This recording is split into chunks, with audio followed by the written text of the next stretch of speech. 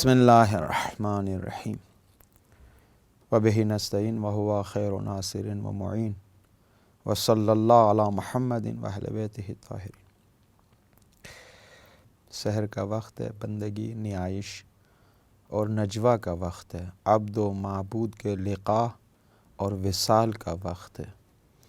رونے اور گڑ گڑانے کا ٹائم ہے، دو آنسو بہانے کا وقت ہے، اپنے مولا اپنے مالک پر تکیہ کرنے کا وقت ہے، اللہ سے گفتگو کرنے کا وقت ہے، دعاؤں کے ذریعے جو اہل بیت نے سلیقہ ہمیں سکھایا ہے اس کے ذریعے۔ موضوع کے مناسبت سے چونکہ عبد خدا، بندے خدا موضوع ہے ان کلاسوں، اس درس کا، بہترین عبد اگر آپ تلاش کرنا چاہتے ہیں حضرت خدیجہ سلام اللہ علیہا۔ کیا بندگی ہے، کیا نیائش ہے، غفلت نہیں ہے زندگی میں، کیسے بندگی کو طے کیا ہے، راہ بندگی کو کیسے بندہ بنی ہے حضرت خدیجہ، عبد خدا ہیں۔ انشاءاللہ میں آج تھوڑا اشارہ کروں گا آپ کی شخصیت کس طریقے سے آپ نے اس بندگی کے فرائض کو انجام دیا ہے۔ سوال یہ ہے کہ ہم کیا کریں کہ بندگی کریں، ان غفلتوں سے باہر نکلیں، بیداری کا قدم آگے بڑھائیں،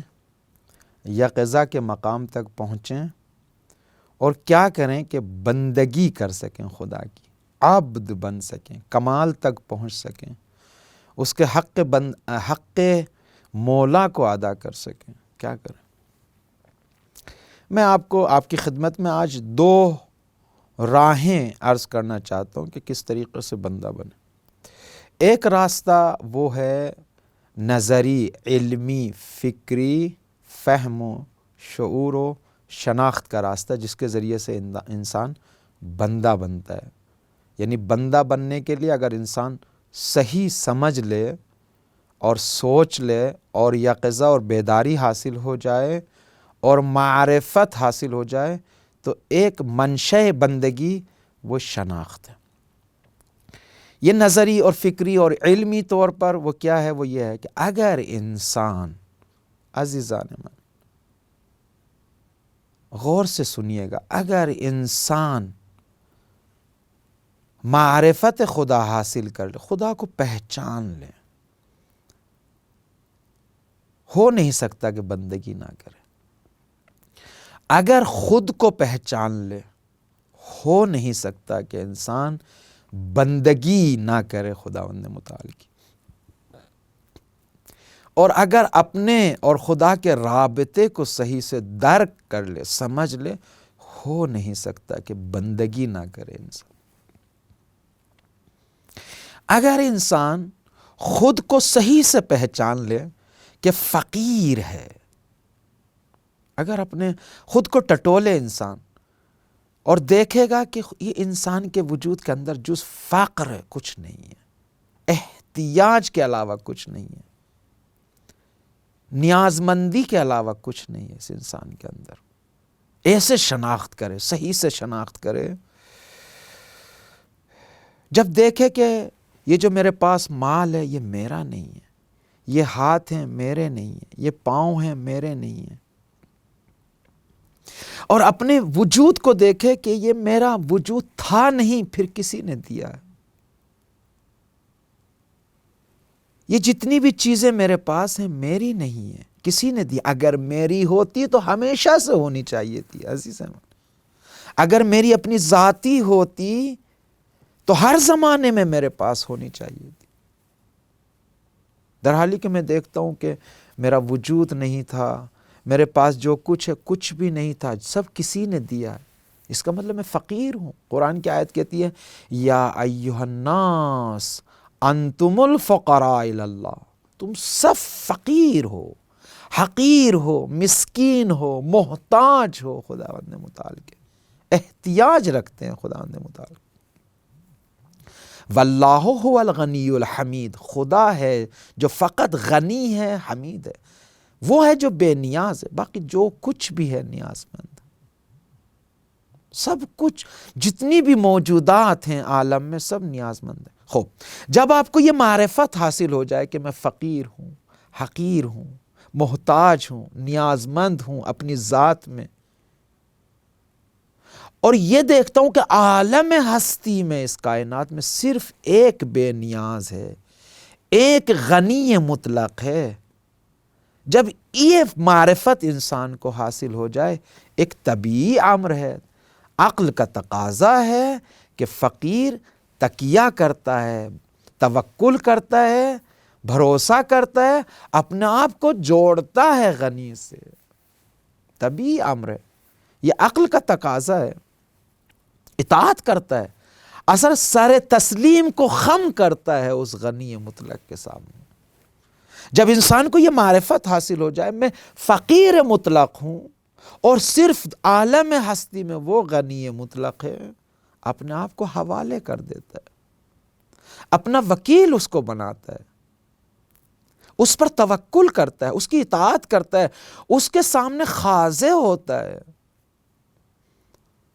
اور اس کے سامنے مطیع محض دکھائی دیتا ہے، تسلیم محض دکھائی دیتا ہے۔ کیوں؟ اس لیے کہ اپنی ذات میں فقر ہے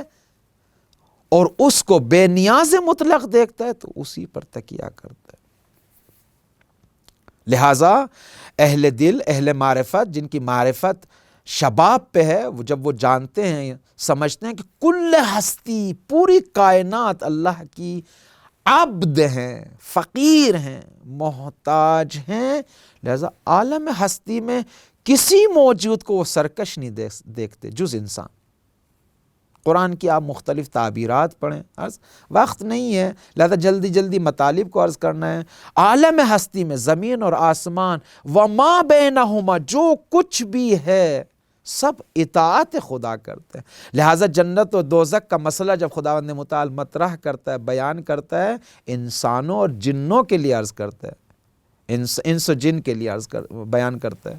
نہ کہ دوسری مخلوقات کے لیے، چونکہ دوسری مخلوقات میں سرکشی نہیں ہے، عبد ہیں۔ ان کل من فی السماوات والارض الا آتی الرحمن عبدا، جو بھی زمین اور آسمان میں سب عبد محض ہے، فقر محض ہیں، محتاج اللہ اور مطیع محض ہیں، سب اطاعت کرتے ہیں۔ لیکن ایک انسان اور جن ایسی مخلوقات ہیں جن کو اختیار اور ارادہ دیا گیا ہے، یہ اپنے ارادے اور اختیار سے افعال و کردار و رفتار و گفتار کو انتخاب کرتا ہے، لہذا شریعت میں دوزخ اور جنت کا مسئلہ ان کے لیے مطرح ہوتا ہے، ان کے لیے حساب و کتاب کا مسئلہ ان کے لیے بیان ہوتا ہے، چونکہ اختیار رکھتا ہے۔ عزیزان مومن، میرے عزیزو، الیوم عمل ولا حساب وغدن حساب ولا عمل، آج جو ہم زندگی گزار رہے ہیں، آج اسی سحر کے وقت اس دنیا میں عمل ہے، یہ وادی عمل ہے،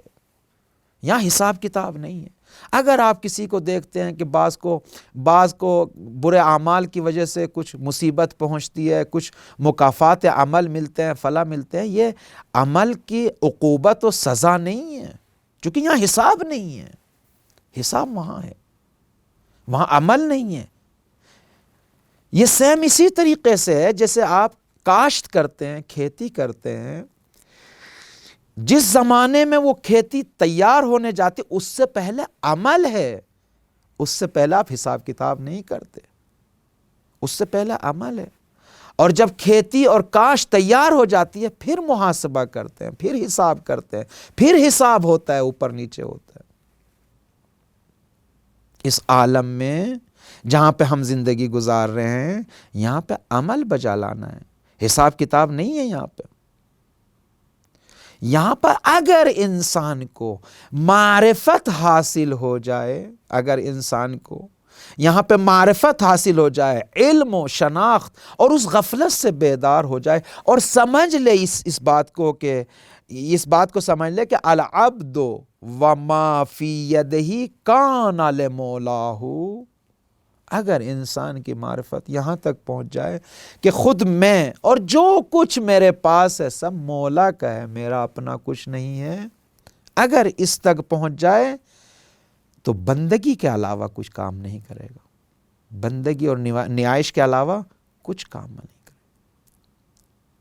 حضرت خدیجہ سلام اللہ علیہا خواہران، میری ماں بہنیں سنیں غور سے، حضرت خدیجہ کی معرفت ایک خاتون ہے، ایک خاتون ہے،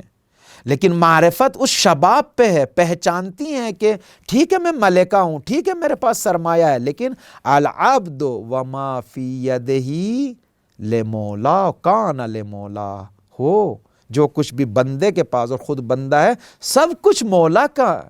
اس کا اپنا نہیں ہے۔ تو اس وقت پھر نہ جان دینے میں ڈرتا ہے، نہ جان دینے سے ڈرتا ہے، نہ عضو و اعضاء کو دینے سے ڈرتا ہے، نہ مال کو دینے سے ڈرتا ہے، چونکہ وہ دیکھتا ہے اسی کا ہے، اور سب کو امانت دیکھتا ہے، لہذا اللہ کی راہ میں دیتا ہے۔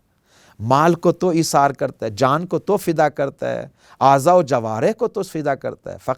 فقط جب یہ باور ہو جائے اور یقین ہو جائے میرا کچھ نہیں ہے، جو کچھ بھی ہے امانت ہے، آنکھیں امانت ہیں، کان امانت ہیں، ہاتھ امانت ہیں، مال امانت ہے، میں خود اپنا نہیں اس کا ہوں، مولا کا ہوں۔ جب مولا کا ہوں تو مولا کی راہ میں پیش کرنا ایک بندگی ہے، ایک اطاعت ہے۔ حضرت خدیجہ سلام اللہ علیہا نے سارا مال، ساری عزت، سارا مقام، جو کچھ بھی حضرت خدیجہ سلام اللہ علیہا کے پاس تھا، سب کچھ اللہ کی راہ میں پیش کیا۔ آپ انقلاب اسلامی کے موقع پہ دیکھیں، جب جنگ تھی کیسے کیسے واقعات ملتے، ایک خاتون جس کے پاس چند ایک، جو بیان کرتے ہیں علماء یہاں پہ کتابوں میں ملتے ہیں، چند ایک انڈے تھے، اس کو گھر سے اٹھا کے لے گئی، کہا یہ ان مجاہدین کے لیے ہیں جو اسلام سے دفاع کرتے ہیں، جو مرض پہ لڑ رہے ہیں۔ حضرت خدیجہ نے اسلام کی خدمت کے لیے سب کیا۔ لہٰذا جب انسان کو یہ معرفت حاصل ہو جائے تو بندگی کرے گا انسان کو۔ پس ایک راہ بندگی انسان کے لیے جو راستہ کھولتا ہے وہ معرفت ہے۔ اگر پہچان لے کہ وہ عبد محض ہے، وہ مولا اور غنی مطلق ہے، لہذا فقیر غنی سے جڑتا ہے۔ انشاءاللہ خداوند متعال سے دعا کرتے ہیں ہمیں توفیق دے اس کی بندگی کرنے کی۔ والسلام علیکم ورحمۃ اللہ وبرکاتہ۔